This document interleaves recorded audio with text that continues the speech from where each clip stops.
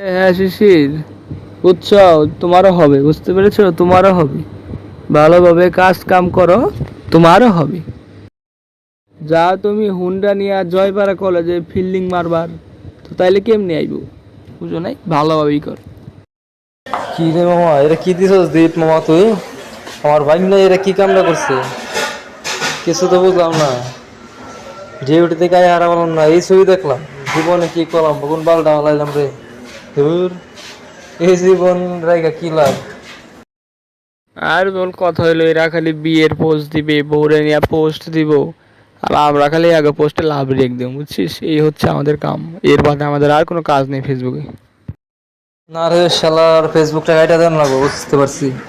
এই ফেসবুকে ঢুকলেই কেউ না কেউ বিয়ে করছে, ভালোবাসা পূর্ণতা পাইছে, এগিয়ে কে কম আর এগিয়ে দেখলে তো আর ভালো লাগে না রে। ধুর, ফেসবুক গাইটা দেন লাগবো। এ মামা, দুঃখের কথা আর কি কই, আমাকে এখানে একটা, বুঝছো, 17 বয়সী ন্যাংটা পোলায় বিয়ে করে হালাইছে। আমি তো দেখা আর ঘরে ঘরে বাইরে পারতেছি না ভাই, যে মানুষ কি কইব। তো ও এই বয়সে বিয়া করলো এই পোলাটা, আর আমি কি করলাম? আর আমার কথা হইলো গা, ওই যে বিয়া করছে ওর মায় বাবাই তো কিছু কইব। ওর মা বাবাই দেখি যাওয়াদের লোকে এই কুলা নিয়ে দরজার সামনে খাড়া রয়েছে, মানে কি কমো আর। ওর মা বাবা রাজি হয়ে গেল এক চান্সি, কুলা নিয়ে দরজার সামনে খাড়া রয়েছে, পরে কি বরণ টরণ কইরা নিল। আলা এই দুঃখে কি কইতাম আর তগু। হালার বউ, 17 বছর তুমি কি মনে করো? 17 বছর বয়সে বিয়ে করলে বেটা, 3টা পোলা মানে পয়দা দেওয়া লাগবো।